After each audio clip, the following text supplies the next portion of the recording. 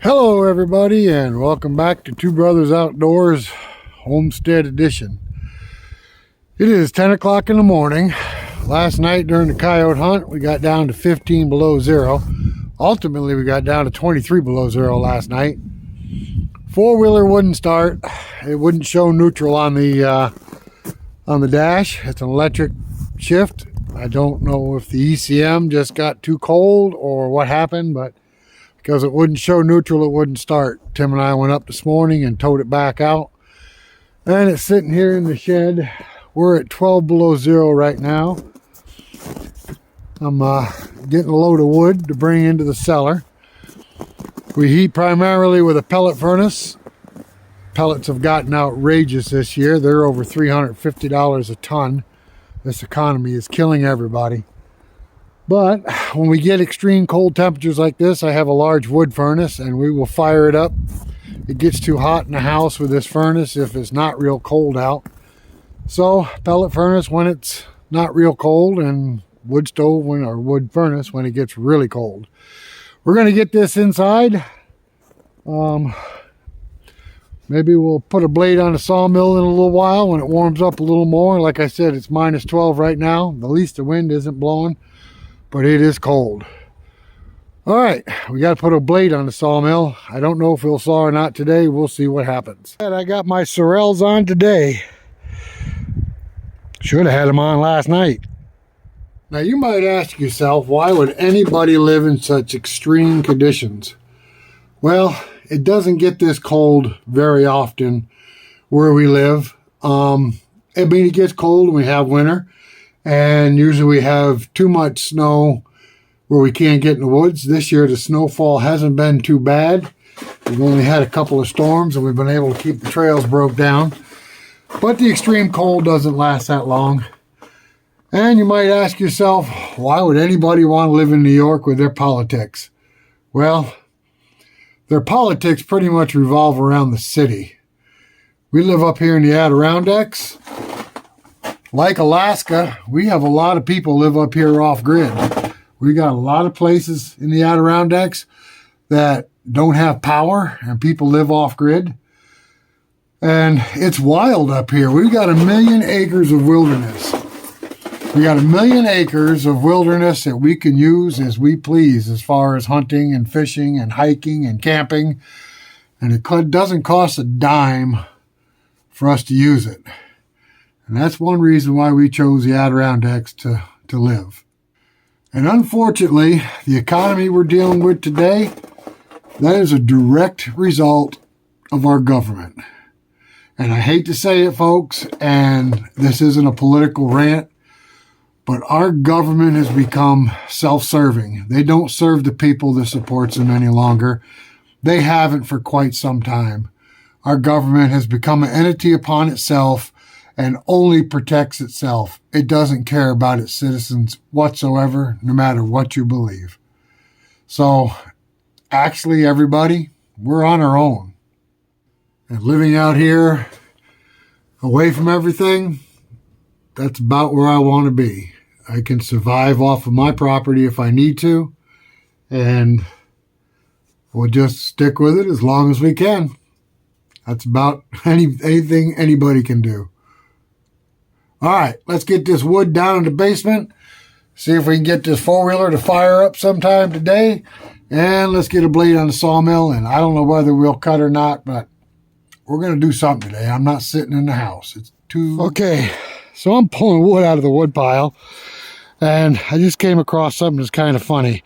Now, we're in February right now. As I'm pulling the wood out of the wood pile, we got something green actually growing. Those are new leaves and a fresh baby stem. So whatever plant that is, it's actually trying to grow in this cold weather. Searching the sun. Talk about amazing. Nature can be amazing, folks. It really can. So here's the dash on the four-wheeler. Last night when I turned it on, see where it says neutral right there?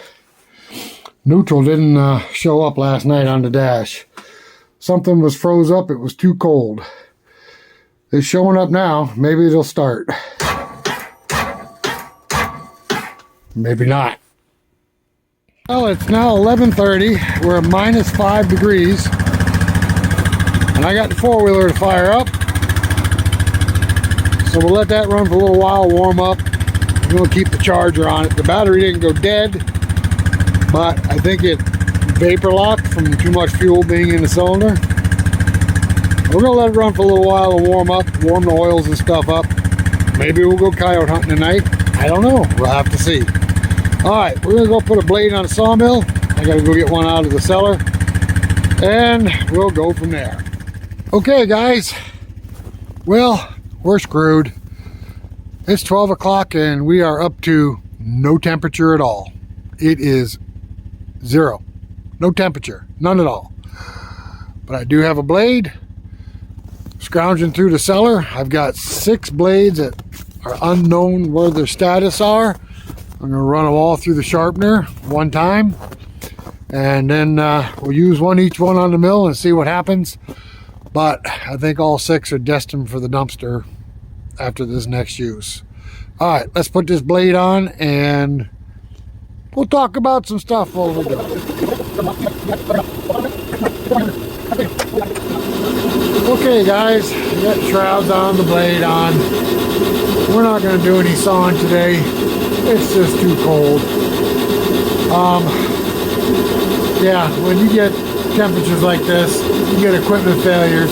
Anything that can fail will fail. The bitter cold like this will break stuff.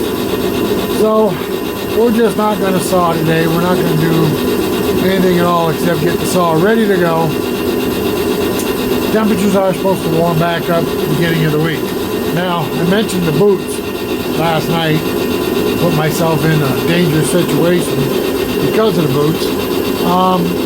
But when you're wearing boots in cold weather, whether they're good thickly insulated boots or whether they're just heavier boots, I don't know if you guys know this or not. I didn't know it until an old timer shared it with me hunting one day. Now I'm an old timer, but when you buy a pair of boots for cold weather, get them a little loose. When you put 2, 3, 4 pairs of socks on, maybe even put wool insulators in your boots, make sure your boots fit loose. If your boots fit tight, or you put them on and you lace them tight, you're cutting down the circulation to your feet. And when you cut the circulation down to your feet get cold quickly because the blood is not going through your feet as fast. And it's just a little trick that old timers shared with me, and you know what? By golly, it works. I used to have cold feet all the time when I was younger, and then he shared that little trick with me, and now I do pretty good. My feet don't get cold even with light boots on. Very often, I can tell you that. I kind of found a warm spot sitting right here with the heater blowing on me. Feels pretty good, to tell you the truth. Let's discuss a little something while we're sitting here. A lot of chatter on the forums about people buying mills and want to go into business for themselves. So what does it take to go into business for yourself with a mill? Well, I'm going to tell you right now, with a mill this size right here, these portable mills, it's going to be kind of tough. You got to find a niche. You got to find demand that you can turn your product, and you got to find a product that you can saw quickly, because if you spend a lot of time sawing a product, time is money, and of course, if you're not making money, that ain't gonna work. Now, years ago, I had a big production mill. I had a big circular saw, and it was a 3 to 4 man operation. We had resaws, and quite frankly, we could make a living off of 20 cents a board foot. We would saw out a barn, or a big order, 10, 12, 14,000 board feet. We could do that in 2 days easy. We were buying logs. We were making 20, 22 cents a board foot on the lumber, and at the rate we could saw it, we could make good money. Wages were a little bit lower back then, and Well, 10,000 board feet at 20 cents a board foot, that's $2,000. You can make $2,000 in 2 days, you're doing well. But with these smaller mills, you're going to be hard pressed to make 1,000 board feet in a day. And I know what a lot of people say, oh no, I can cut 500 board feet an hour. That's not a reality most of the time. These blades have got to be changed every 500-600 board feet, and that takes time. And setting the log up, especially if you're setting the log up to the mill. See, on the big mill we had a log deck, had a man that bring the logs up. We could get 20 logs on the deck, and they were hydraulically fed to the mill, so we could do it pretty quick. We could put 20 logs up on the deck and get moving.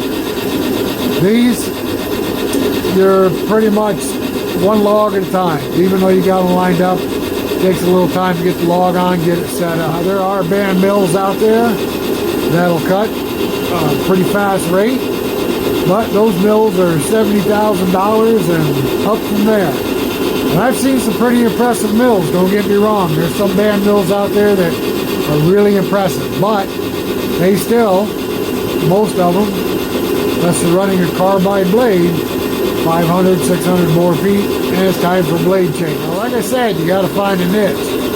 And I've seen people make money with these, and pretty decent money. The one thing nice about these mills is you can run them by yourself. You got a bobcat or a tractor with a set of forks on the back, or a set of forks on a bucket where you can handle the product. You can do pretty good for yourself. Once you find, I know a couple of guys that saw primarily railroad ties, and they'll saw 15 to 20 ties a day, and they're getting pretty decent money for the ties. I'm not sure what the market is right now, but at the time you were getting $45 a piece for them. And you can make railroad ties out of basically firewood. You don't have to buy premium logs to make railroad ties, and the pith has nothing to do with it. If the pith is in it, that's fine too. So, like I said, you got to find a niche. Railroad ties, I know a couple of other mills that make pretty good money off of pallet wood. They've made a deal with pallet companies and supply the wood to them. It's only 27 cents a board foot, but once again, they're using garbage wood, fire logs, you know, logs that would normally go to firewood. You can buy them pretty cheap, and that's all they do. They sell pallet wood, and they got a buyer, and they do all right. They get up in the morning, fire up the mill, start sawing, shut it down in 8 hours, and they've made a decent living, working by themselves. Now, we are basically a hobby mills. We do this as a hobby, and at times we've gotten a little busier than we really wanted to be. We're retirement age. Can't retire at the moment because of the economy, but when the economy straightens out a little bit, I'm out of the workplace, and this will be just something to keep me busy and a little extra income on the side. So we are basically hobby mills. But if you're going to do this as a living, full-time, you got to find a niche. Now our niche, we cut wood for wood crafters. People come in, they make rustic furniture, end cables, signs, charcuterie boards. We got one guy that buys blanks from us to run through a lathe.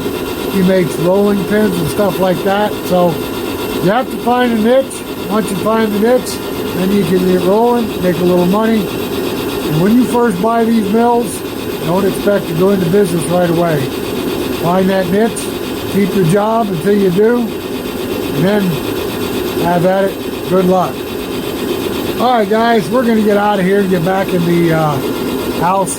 It's cold, too cold for me.